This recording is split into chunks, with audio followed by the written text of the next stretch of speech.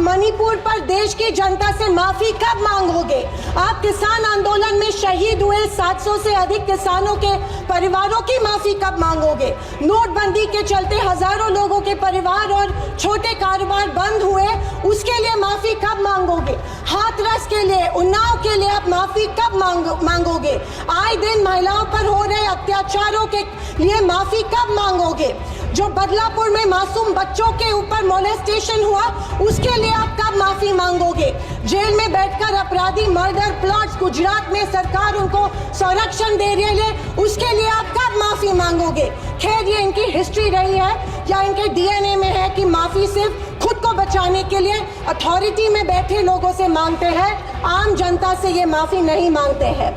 संविधान की किसी भी चर्चा या बहस को ये लोग सिर्फ इमरजेंसी पर ले जाते हैं, पर ये भूल जाते हैं कि स्वर्गीय इंदिरा गांधी जी, हमारी पहली महिला पंतप्रधान इंदिरा गांधी जी ने उस वक्त के हालातों के मद्देनजर वो संवैधानिक कदम उठाए थे और उस दौरान हुए गलतियों की माफी भी देश के जनता से मांगी थी। मैंने तो समता सौंपी थी, तुमने फर्क व्यवस्था कर दी। मैंने न्याय व्यवस्था दी थी, तुमने नर्क व्यवस्था कर दी। हर मंजिल ठहरी कर डाली, गंगा भी मैली कर डाली। न्याय व्यवस्था भी रोती है, गुंडों के घर में सोती है। गांधी को गाली मिलती है, डाकू को ताली मिलती है। क्या आपराधिक चलन हुआ है? बल्कि मेरी जान है संविधान, मेरी पहचान है संविधान और इस देश की आत्मा है संविधान। शपथ विधि के बिल्कुल 5 दिन बाद उसी संविधान की प्रत की विटंबना की जाती है। मैं इस बात का निषेध करती हूँ। परभनी जिले में संविधान के प्रत की विटंबना की गई। दूसरी तरफ आजादी के 50 साल बाद तक अपने तिरंगे को और संविधान को न मानने वाले सत्ता पक्ष के लोग इस देश की उसी आत्मा को कमजोर और खोखला करने की साजिश कर रहे हैं। हो गए, मुझे अपनी इस ऐतिहासिक दिन में अपनी बात रखने का अवसर दिया, मैं आपका तहे दिल से शुक्रिया अदा करती हूँ। मैं उस राज्य से हूँ जहाँ संत ज्ञानेश्वर, संत तुकाराम और संत रोहिदास जैसे अनेक संतों ने समाज को प्रेम और सद्भावना दी। दूसरी तरफ शिवाजी महाराज, संभाजी महाराज और शाहू महाराज जैसे शूरवीरों ने अपनी दूरदृष्टि से सामाजिक एकता और न्याय संगत समाज प्रणाली की स्थापना की। मैं उस महाराष्ट्र की पुत्री हूँ जहाँ महिलाओं के अधिकार सुनिश्चित करने हेतु अनेक आंदोलन द्वारा महात्मा ज्योतिबा फुले, क्रांति ज्योति सावित्रीबाई फुले जैसे समाज सुधारकों ने समाज को एक नई दिशा दी। मैं उस महाराष्ट्र की बेटी हूँ जहाँ के महान सुपुत्र डॉक्टर बाबा साहेब अम्बेडकर जी ने इस देश को संविधान के रूप में एक सशक्त और न्याय संगत लोकतांत्रिक मूलाधार प्रदान किया। पर आज उसी महाराष्ट्र में बीजेपी के सरकार के शपथ विधि के बिल्कुल 5 दिन बाद उसी संविधान की प्रत की विटंबना की जाती है। मैं इस बात का निषेध करती हूँ।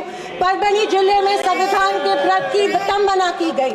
संविधान के हीरक महोत्सव के उपलक्ष्य में जब मेरे विचार रखने का मौका मुझे मिला तो मैं ये जरूर कहूंगी कि संविधान सिर्फ एक किताब या नियमों की एक संगति सूची नहीं है, बल्कि मेरी जान है संविधान, मेरी पहचान है संविधान और इस देश की आत्मा है संविधान। दूसरी तरफ आजादी के 50 साल बाद तक अपने तिरंगे को और संविधान को न मानने वाले सत्ता पक्ष के लोग इस देश की उसी आत्मा को कमजोर और खोखला करने की साजिश कर रहे हैं। इसी शुरुआत उसी दिन हो गई जिस दिन धर्मनिरपेक्षता, सेक्युलरिज्म जो संविधान का एक मूलभूत आधार स्तंभ है, उसी को लेके गाली या एक कलंक में रूपांतरित करने का प्रयत्न सत्ताधारियों द्वारा होने लगा है।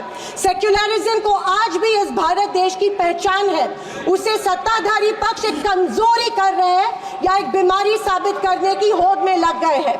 संविधान की किसी भी चर्चा या बहस को ये लोग सिर्फ इमरजेंसी पर ले जाते हैं, पर ये भूल जाते हैं कि स्वर्गीय इंदिरा गांधी जी, हमारी पहली महिला पंतप्रधान इंदिरा गांधी जी ने उस वक्त के हालातों के मद्देनजर वो संवैधानिक कदम उठाए थे और उस दौरान हुए गलतियों की माफी भी देश के जनता से मांगी थी।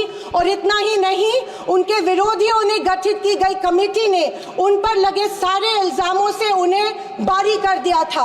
मैं आज इस सदन में पूछना चाहती हूँ मोदी सरकार से, सॉरी 400 पार का नारा फेल होने के बाद एनडीए सरकार से पूछना चाहती हूँ आप मणिपुर पर देश की जनता से माफी कब मांगोगे? आप किसान आंदोलन में शहीद हुए 700 से अधिक किसानों के परिवारों की माफी कब मांगोगे? नोटबंदी के चलते हजारों लोगों के परिवार और छोटे कारोबार बंद हुए, उसके लिए माफी कब मांगोगे? हाथरस के लिए, उन्नाव के लिए आप माफी कब मांगोगे? आए दिन महिलाओं पर हो रहे अत्याचारों के लिए माफी कब मांगोगे? जो बदलापुर में मासूम बच्चों के ऊपर मोलेस्टेशन हुआ, उसके लिए आप कब माफी मांगोगे?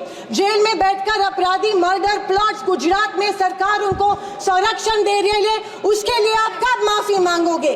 खैर, ये इनकी हिस्ट्री रही है या इनके डीएनए में है कि माफी सिर्फ खुद को बचाने के लिए अथॉरिटी में बैठे लोगों से मांगते हैं, आम जनता से ये माफी नहीं मांगते हैं।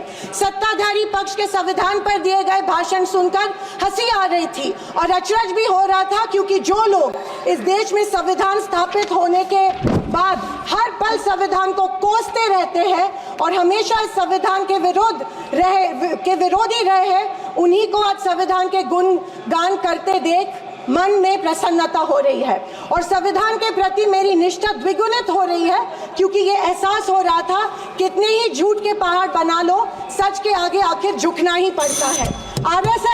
आरएसएस ने तिरंगा को माना नहीं था।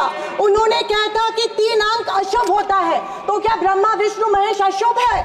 जो हम 3 रेखाएं माथे पे लिखते हैं वो अशुभ है? क्या त्रिशूल अशुभ है? ये मैं इन्हें पूछना चाहती हूँ। वर्ष 1993 में आरएसएस ने अपने श्वेत पत्र में संविधान को कचरे का ढेर करार दिया था।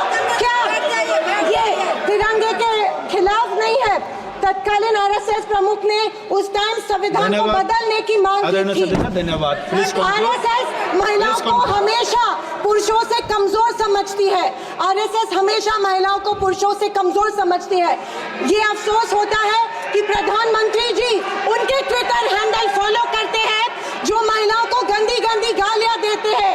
इस बात का अफसोस होता है कि प्रधानमंत्री, हमारे देश के प्रधानमंत्री ये करते हैं। जनवरी 26, 2001 में इन्होंने तिरंगा माना और इतने सालों बाद तिरंगे को नागपुर में होस्ट किया। अध्यक्ष महोदय, मैं 2024 के लोकसभा इलेक्शन के बाद इन्हें एहसास हुआ कि संविधान को ज्यादा छेड़ेंगे तो सत्ता हाथ से निकल सकती है, इसीलिए अचानक संविधान के प्रति इनको प्यार उमड़ने लगा। अध्यक्ष महोदय, विशेष रूप से राजनाथ सिंह जी ने, मैं उनका सम्मान करती हूँ, बयान में जाने अनजाने आजादी के बाद से लेकर 2014 तक सारी कांग्रेस सरकारों को ऐसे सर्टिफिकेट दे दिया जिसे कोई झुटला नहीं सकता।